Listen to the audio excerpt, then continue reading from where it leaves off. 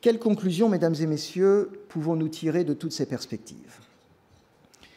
Chacun d'entre nous a bien compris que les mutations en cours, qui sont absolument passionnantes, sont mises au service de deux grands objectifs: éloigner la mort et maximiser la vie.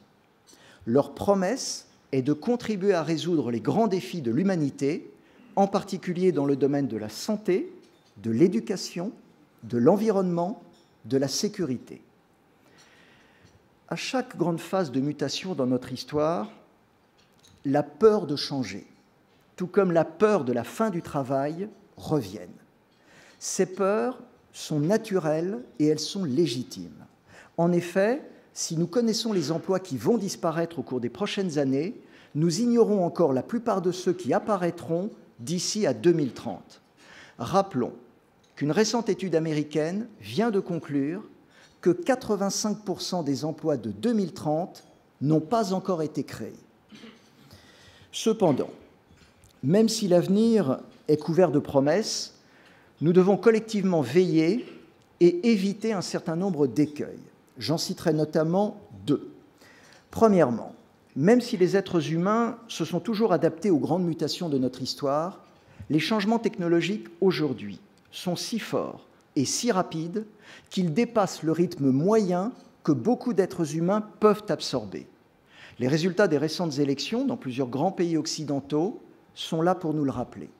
Si nous ne prenons pas ces personnes par la main aujourd'hui, nous risquons d'être pris à la gorge demain.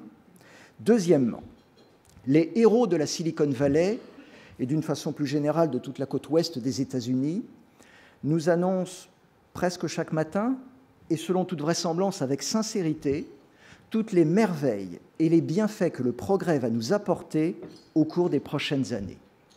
Mais nous savons aussi, par notre expérience et par notre histoire, que parfois, les hommes peuvent faire un mauvais usage de leur nouveau pouvoir. Ainsi, Internet était censé apporter à la multitude la diffusion des connaissances, davantage d'intelligence, davantage de liberté, davantage de démocratie. Quels que soient les bienfaits d'Internet, il suffit d'observer l'actualité chaque jour pour comprendre que c'était un peu naïf. S'il est impossible d'arrêter le progrès, nous pouvons parfaitement avoir un impact sur la direction qu'il prend.